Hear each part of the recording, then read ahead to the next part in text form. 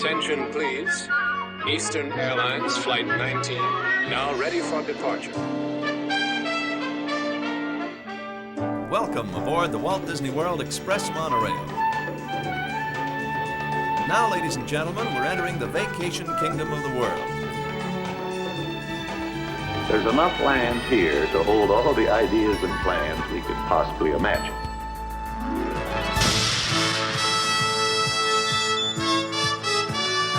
We call it Epcot. Will be our experimental prototype city of tomorrow.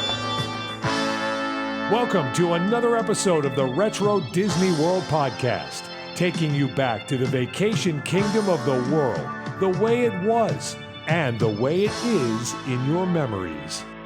All right, welcome to another episode of the Retro Disney World Podcast. This is episode 41.75, Lake and Lagoon Tour Discovery Edition. I'm your host, Todd McCartney, and sitting in with me today is Mr. Brian Miles. How you doing today, Brian? Top of the morning from the city of brotherly love. Yeah, we don't usually record with the sun out. This is kind of an odd feeling sitting in my office here recording with the sun outside. But we've got some important information we need to get out to the listeners, and we figured we'd do a little quick episode here to tell them about it. So, all of you who have listened to us for a number of years have probably heard or even were on our Lake and Lagoon Tour back in 2016, where we commandeered a number of pontoon boats, and we took a number of our listeners around Seven Seas Lagoon and Bay Lake, stopping off at different locations, such as where Roy's cabin was, and Rile's Island, the Shoe Tree, and we told stories about the history of the monorail and all sorts of different things. And Brian, as you know, we had a limited number of tickets, and the boats got a little crowded. It was a little dicey trying to rent the pontoon boats, and there's a story of why we got stuck with the pontoon boats too. Well, they were a hot ticket because they were, as you said, limited in quantity. They sold out in 9 minutes last time, and I think we had settled on if we were ever going to do this again, we would have to improve it and be able to accommodate more people. Doing it that first time, we found out what worked and what didn't work, and the things that we wanted to do better to enhance the experience, not only for the people on the trip, but for ourselves. And so one of the first things that we decided was we're going to need a bigger boat. Right? Absolutely, because I think your boat was taking on water at one point, right on the front. It was sloshing over. At one point, it seemed like like we might go on. Actually, those pontoons, if you don't weight balance them, you're a little heavy in the front.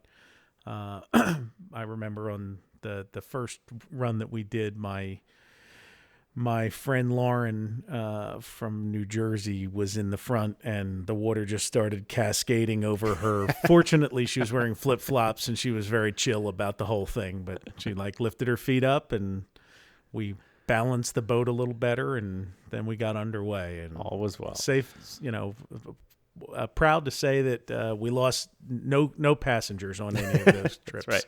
But it was a challenge with the small engines are maximized at 9.9 horsepower on those. I was talking to some people about them, and it took us, and the engines were quite loud, so it was hard for everybody to hear us amongst some other challenges. So we always knew, as Brian pointed out, that we needed to find a bigger boat, and that was because every time we tried to get bigger boats for them, but they kept sending us back to Sammy Duvall's every time. Sammy Duvall's for the personal watercraft rental. And just for those of you who don't know what we did, we set sail on Seven Seas Lagoon and Bay Lake and do a full loop tour of identified sites that have some historical significance in Disney, whether it was something that existed there before the parks were built and before Disney owned it, whether they were locations of attractions that used to be there, like Discovery Island and River Country, and also things that were intended to be there but were never built. And you find out why. A lot of times things were never built on the tour.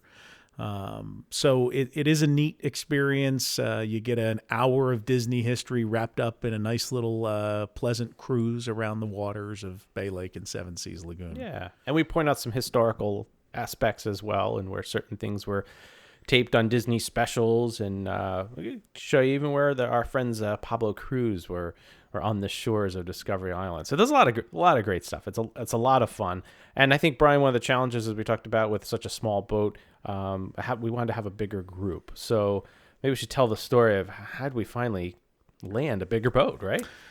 So at a certain point in the last 3-4 years, if you visit the parks enough, you get to be familiar with the different launches and watercraft that move you around, and beyond them getting you from point A to point B, you learn the differences of them, and you start to recognize some of this stuff. So I was picked up by a boat one time, and I'm like, what is this? This is really weird. Like, I've never seen this boat before. And, scouring these old slides and films that we do, like, anytime we see something like that out of the ordinary, not only do we notice it, but we're immediately questioned by the people who follow our Twitter feed and our website. If anytime there's an abnormal thing that appears in any of the things that we post.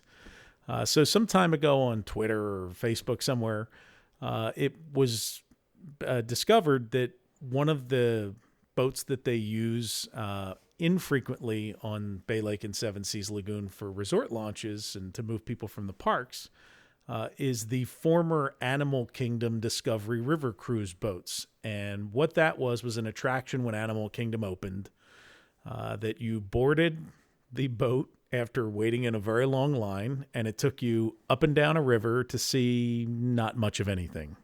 Yeah, some plants. Plants. A waterfall. Hey, look, Tree of Life, kids. Something vaguely relating to a dragon. Yeah.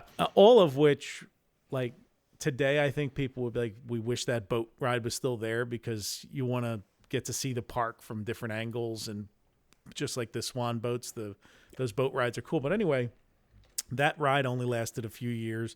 They rethemed it after a year or two as the Radio Disney Cruise, which was even less successful and interesting than Discovery River Cruise. And then eventually it went away altogether.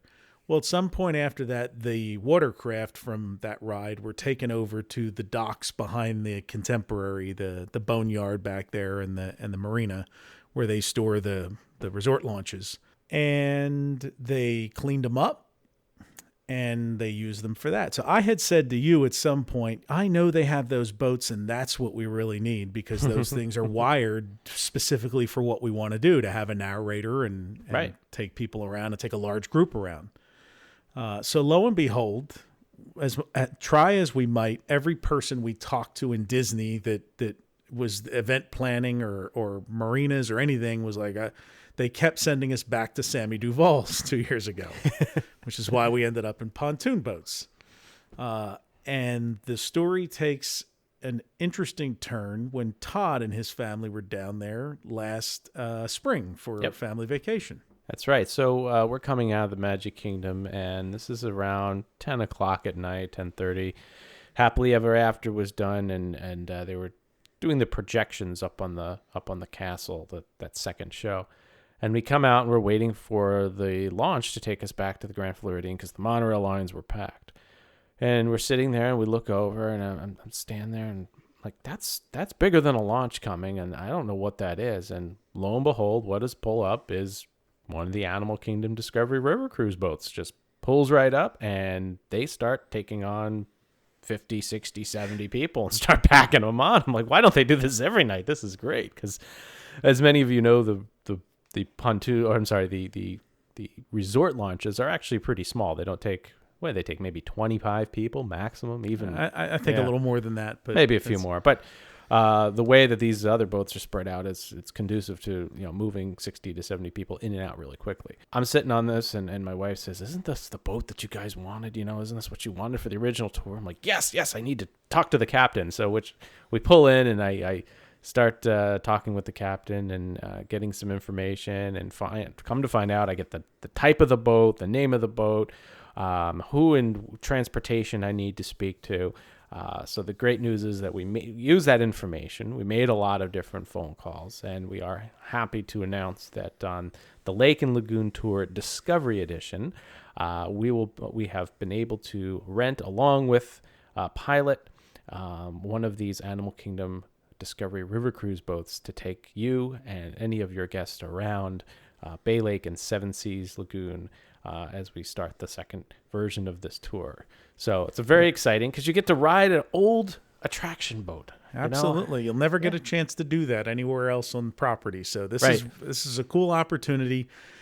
So when are we doing this? And the answer is we promised everybody we would do something when Disney's doing their Destination D weekend in November.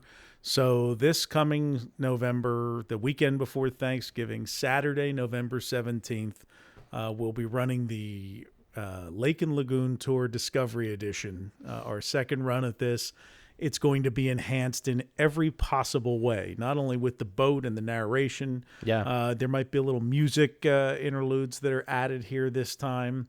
And the boats are faster, so we can spend more time talking and at the points, too. And because you have Disney watercraft pilots in charge, they can take us closer to River Country and Discover Island and those places than we could go ourselves without getting the Miami Vice after us there on their boats. The Boston Whalers coming after us. That's right. But we're going to have a souvenir map for everybody, this one that you follow along with as we go around, and you'll be able to take that with you, and we'll make sure that it's laminated so that it doesn't end up in the water or get crumpled up in your stuff. We're going to do it during the daytime. Both like we did last time, we've centered it around the lunch break that they have that first day of the Destination D event at the Contemporary, which is where we're going to leave from. So right now we're planning 3 boats, but there could be more or less depending on how many of you buy tickets. But we think it's going to be a hot ticket item. So yeah, as Brian pointed out, we're going to have three different boats. We have 11:15, 12:30, and 1:45 p.m. sailings. So there is a limited number of tickets. They will be sold on first come, first serve.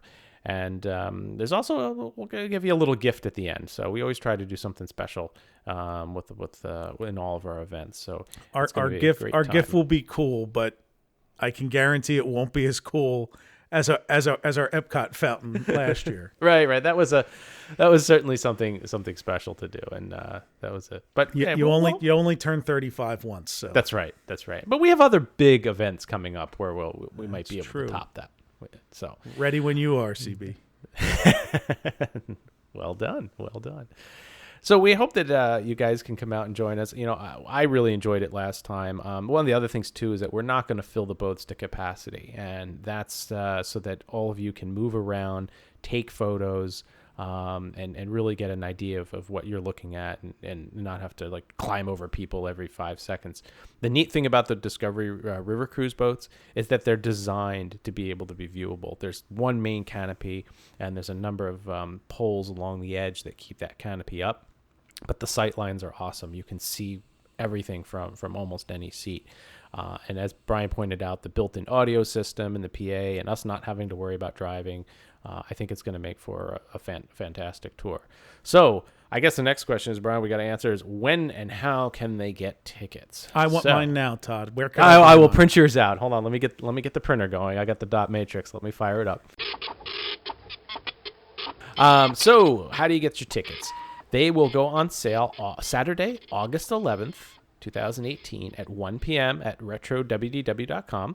On the right-hand side, you'll see the Lake and Lagoon Tour logo. Just give that a click, and it'll take you to the page. And at the bottom of that page, you will have the option to purchase tickets, and you will receive an electronic ticket. You'll bring that with you. We'll scan it when you board, and you'll be all set to enjoy the cruise. So. And we know that many of you will be partaking in Destination D, which is their special D23 weekend, which is titled Celebrating Mickey Mouse. There's a lot going on that Saturday and Sunday, and we hope to see you out there and come join us. And Brian, we might have some other additional side items that go along as well than this tour too, right? There'll be some kind of social stuff, and we have talked about maybe doing our Epcot walking tour on Sunday, which we do for free. Just kind of a general meetup with anybody who wants to go along, and we walk around and talk about things that aren't there anymore. That's right. So you can pretend to be in front of the World Key Information Center and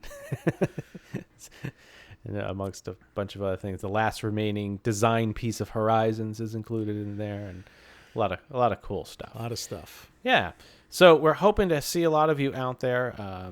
And again, you can get your tickets August 11th. That's this coming Saturday. And if any of you know Todd, he's a master game show host for private parties. So I am guessing there might be a little bit of opportunities for people on the boat to win some cool parting gifts. That is correct. We're going to certainly bring some gifts and some coupons and for free teas and all sorts of good stuff. So you might go away with more than you came with. How's that?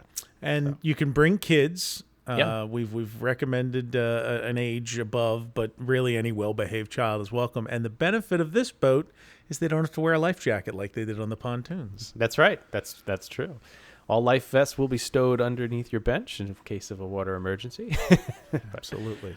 But, I think it's going to be a great time. We're looking forward to seeing a lot of you there. And you get to meet us. The crew will be there in the front giving the spiel. I don't know, Brian, can we wear our captain's hats? I think we might have to just let the captain wear that, right? I think we're not the captains of those ships, so I don't think it's appropriate. But I'm sure we can come up with other finery to... Maybe we could get, we could all dress in 20,000 Leagues Under the Sea garb, huh? You want... I'm not really. This is not I don't want to tempt the submarine fate, so I'm not looking to go underwater on this cruise. Fair enough.